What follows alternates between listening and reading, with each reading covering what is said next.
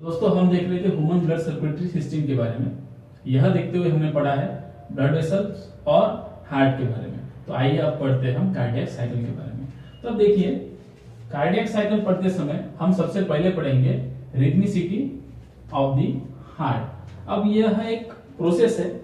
यह प्रोसेस क्या कहती है? यह प्रोसेस रिस्पॉन्सिबल है कॉन्ट्रैक्शन और रिलैक्सेशन ऑफ द हार्ट के लिए। हार्ट का कॉन्ट्रैक्शन और रिलैक्सेशन इसी की वजह से होगा। अब ये कॉन्ट्रैक्शन होता कैसे है और किसकी वजह से होता है, आइए देखते हैं संक्षेप में। तो हमारे हार्ट में एक नोड सिचुएटेड है जिसका नाम है एसए नोड, जिसे हम क्या कहते हैं, साइनो आर्टेरियल नोड या फिर साइनो ऑरिकल नोड। यह सिचुएटेड होता है राइट आर्टेरियम में। आप यहां देख सकते हैं। इसका कार्य क्या है? यह इलेक्ट्रिकल इंपल्स जो है वह जनरेट करती है एज अ सिग्नल के तौर पर। ऐसे नोड इलेक्ट्रिकल इंपल्स को जनरेट करती है एज अ सिग्नल के तौर पर। और इनके वाहक कौन है?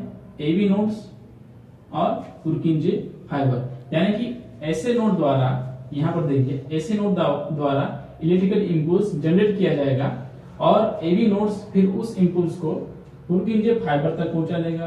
पुरकिंजे फाइबर यानी क्या हुआ?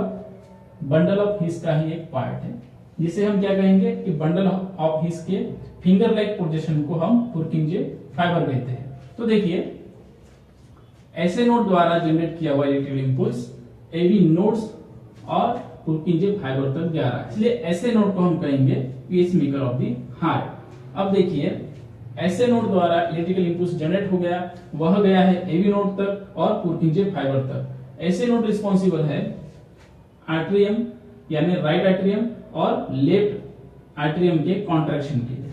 ये बात आप ध्यान में रखिएगा। और जो पुरकिंजे फाइबर है वह रिस्पॉन्सिबल है राइट वेंट्रिकल और लेफ्ट वेंट्रिकल के कॉन्ट्रैक्शन के लिए। अब कॉन्ट्रैक्शन और रिलैक्सेशन जरूरी क्यों है, आइए देखते हैं। जैसे ही यहाँ पर सुपेरियर वेना कावा और इंफीरियर वेना कावा द्वारा डीऑक्सीनेटेड ब्लड राइट आर्टेरियम में लाया जाएगा, तब यह जो आपकी साइनो आर्टेरियल या यूं कहे ऐसे नोड जो है इलेक्ट्रिकल इंपल्स जनरेट करेगी राइट आर्टेरियम में। आप ध्यान से हार्ट को देखिएगा। यहां पर क्या होगा? इलेक्ट्रिकल इंपल्स मैंने शो किया है वह जनरेट होंगे। जैसे ही यह इलेक्ट्रिकल इंपल्स जनरेट होगा, यहाँ पर यहाँ जो आर्टेरियम की वॉल है वह क्या करने लग जाएगी? कॉन्ट्रैक्ट करने लग जाएगी। जैसे ही आर्टेरियम की वॉल कॉन्ट्रैक्ट करेगी, यहाँ एक वॉल स्थित है जिसका नाम है ट्राइकोस्पिड वॉल, वो क्या होगा? ओपन हो जाएगा। जैसे ही ट्राइकोस्पिड वॉल ओपन हो जाएगा तो यहां से सारा का सारा ब्लड आ जाएगा आपके राइट वेंट्रिकल्स में। जैसे ही यहां पर राइट वेंट्रिकल्स में सारा का सारा डीऑक्सीनेटेड ब्लड आ गया तो आपका यह वॉल क्लोज हो जाएगा। जो ट्राइकोस्पिड वॉल है वह क्लोज हो जाएगा। क्यों? ताकि यहाँ का ब्लड जो है वो बैक फ्लो ना कर सके। और जैसे ही यहाँ पर आपका ब्लड आ चुका है, तब मैंने आपको पहले ही समझाया था कि ऐसे नोड द्वारा जो इलेक्ट्रिकल इंपल्स जनरेट होगा वो एवी नोड द्वारा कहां तक आ जाएगा? पुरकिंजे फाइबर तक। और जैसे ही यहाँ पर आपका इलेक्ट्रिकल इंपल्स, आप देख सकते हैं मैंने शो किया है, आएगा और ब्लड भी यहाँ पर है, यह पूरा का पूरा भर जाएगा, तो वहां पर कॉन्ट्रैक्शन होना शुरू कर देगा। यानी कि वेंट्रिकल कॉन्ट्रैक्शन शुरू हो गया।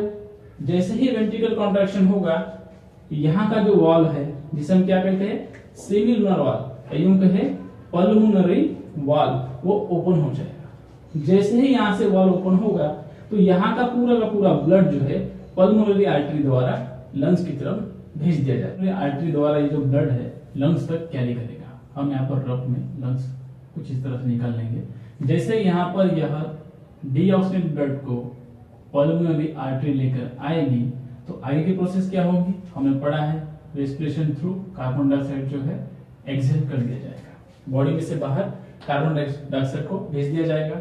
फिर क्या होगा?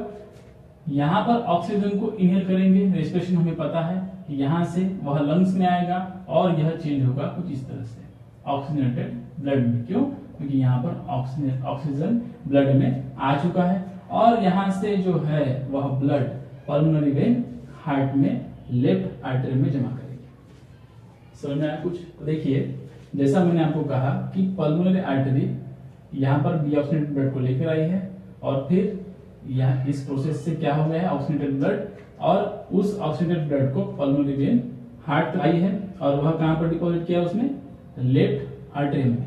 अब देखिए होता क्या है कि जैसे ही लेफ्ट आर्टरियम में आपका ऑक्सीडेटेड ब्लड आ गया, मैंने यहाँ पे समझाया आपको कि ये जो एसए नोड है वह कॉन्ट्रैक्ट के लिए जिम्मेवार है किसके, आर्टरियम के। तो जैसे ही राइट आर्टरियम कॉन्ट्रैक्ट हुआ है तो सेम लेफ्ट आर्टरियम भी कॉन्ट्रैक्ट होगा। जिम्मेवार कौन है, SA node.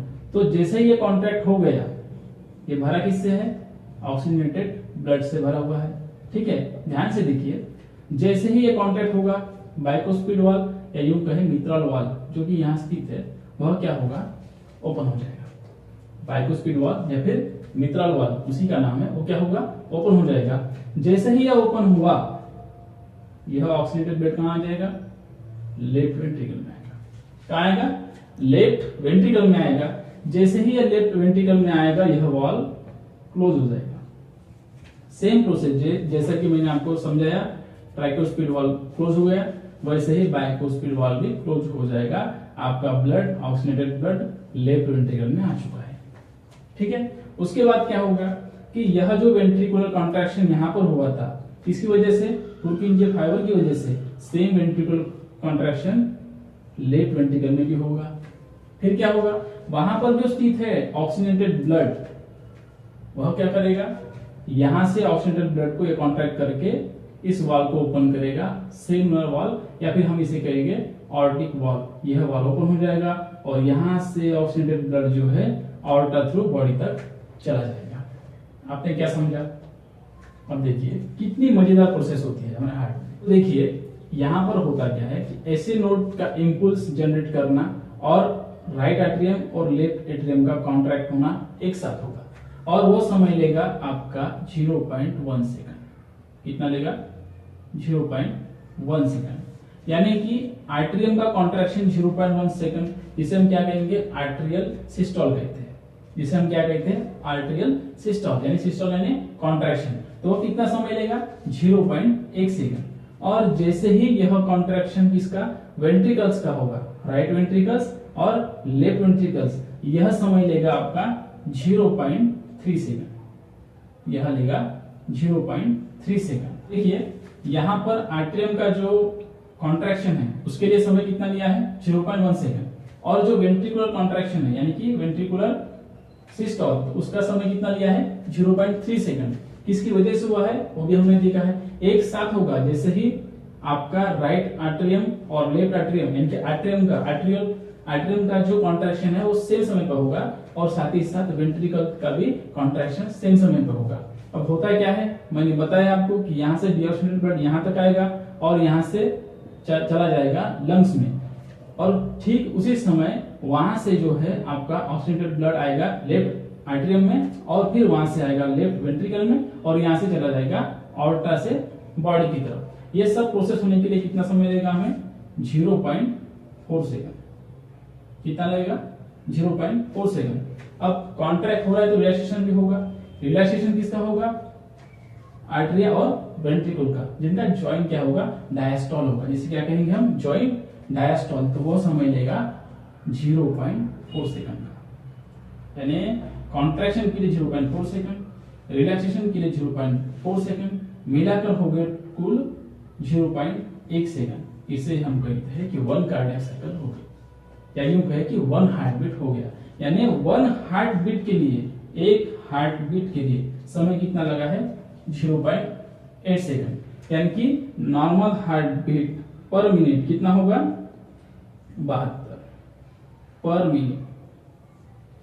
Normal heart beat कितना होगा, 72। तो देखिए इस तरह से हमने कार्डियक साइकिल और रिदमिसिटी भी पढ़ ली है। अब ये थोड़ा डिफिकल्ट लग सकता है आपको, लेकिन एक बार आप देख लीजिएगा, आपको ठीक से समझ में आ जाएगा। तो चलिए अब इस पार्ट में हम पढ़ते हैं हार्ट बीट को संक्षेप में। तो दोस्तों हमने कार्डियक साइकिल पढ़ ली है, उसमें हमने रिदमिसिटी पढ़ी और हार्ट के फंक्शन के बारे में भी थोड़ा सा जान लिया है। चलिए अब जानते हैं हार्ट बीट के बारे में। तो देखिए हार्ट रेट यदि इंक्रीज हो जाए तो किसकी वजह से इंक्रीज हो रहा है, तो दो हार्मोन है जिनका नाम है एड्रेनलिन और दूसरा है थायरोक्सिन। इन दो हार्मोन की वजह से हार्ट रेट क्या होगा, इंक्रीज होगा। और हार्ट रेट जो है वह डिक्रीज होता है एसिटोकोलिन नाम के हार्मोन की वजह से। यदि किसी का हार्ट रेट ऐसी कंडीशन हो कि जहां पर हार्ट रेट क्या हो, इंक्रीज हो जाए, तो उस कंडीशन को हम कहते हैं टैचिकार्डिया। और यदि ऐसी कंडीशन हो जहां पर हार्ट रेट डिक्रीज हो जाए, उस कंडीशन को हम कहते हैं बार्डिकार्डिया। तो यह दो कंडीशन और यह हार्मोन्स आप याद रखिएगा, या किसी भी एग्जाम के लिए फायदेमंद हो सकते हैं। तो देखिए, हमारा हार्ट जो है वह लगभग 5 लीटर ब्लड पर मिनट फिल्ट्रेट करता है, लगभग 5 लीटर ब्लड को पर मिनट फिल्ट्रेट करता है, और इसकी पंपिंग कैपेसिटी है लगभग 0.2 हॉर्स पावर। यहाँ पर हार्ट बीट का साउंड जो है वो कैसा आएगा, तो वो काफी मजेदार है। देखिए, लब डब यह साउंड आएगा, लब और डब। ये कैसे आएगा, यदि हार्ट में ब्लड आ गया ये होगा लब, और चला गया तो होगा डब। मैंने सिंपल बताया आपको कि यदि हार्ट में ब्लड आ गया तो लब होगा, और चला जाएगा तो डब होगा। और एक मजेदार बात, हार्ट रेट जो है मेल में होगी ज्यादा और फीमेल में रहेगी कम, यानी कि महिलाओं में हार्ट रेट कम होगा पुरुषों की तुलना में। तो देखिए, यदि साइज इंक्रीज होगा तो हार्ट रेट क्या होगी, डिक्रीज होगी। यहाँ पर एग्जांपल के तौर पर देखिएगा, एलिफेंट है और यहाँ पे माउस है। अब देखिए, साइज में एलिफेंट काफी बड़ा है माउस से, लेकिन अगर हार्ट रेट की बात करूं तो एलिफेंट में क्या होगा, हार्ट रेट कम और माउस में होगा ज्यादा। अगली बात, हाइट अगर इंक्रीज होगी तो हार्ट रेट बढ़ जाएगा। यदि कोई जमीन पे खड़ा है आदमी और कोई 100 फीट ऊपर होगा, तो उसके हार्ट रेट और जमीन पे खड़े रहने वाले आदमी के हार्ट रेट देखें तो हाइट पे जो है उसकी हार्ट रेट उसकी तुलना में ज्यादा होगी। ये बात भी आप नोट करके रख लीजिएगा। तो देखिए, हमने हार्ट बीट काफी अच्छी तरीके से पढ़ ली है दोस्तों। हमने ह्यूमन ब्लड सर्कुलेटरी सिस्टम पढ़ा, उसमें हमने क्या पढ़ा है कि ब्लड वेसल पढ़ी है, और उसके बाद क्या पढ़ा है, हार्ट पढ़ा है, और अभी अंत में हमने पढ़ा है कार्डियक साइकिल। तो इन तीनों टॉपिक के दम पर हमने ह्यूमन ब्लड सर्कुलेटरी सिस्टम को काफी अच्छे से समझा है, पढ़ा है। तो इसका अगला पार्ट जो है उसमें हम सिर्फ ब्लड के बारे में पढ़ेंगे। क्या पढ़ेंगे ब्लड के बारे में, आरबीसी, डब्ल्यूबीसी और प्लेटलेट्स के बारे में पढ़ेंगे। यह वीडियो लेक्चर यदि आपको पसंद आ गया हो तो आप लाइक और शेयर जरूर कीजिएगा, और हमारे चैनल द्वारा नए नए वीडियो पाने के लिए भी सब्सक्राइब जरूर कर दीजिएगा। और इसी के साथ मैं यह वीडियो लेक्चर यहीं पर समाप्त करता हूं। तब तक के लिए आप अपना ख्याल रखिए, मिलते हैं अगले वीडियो लेक्चर्स में।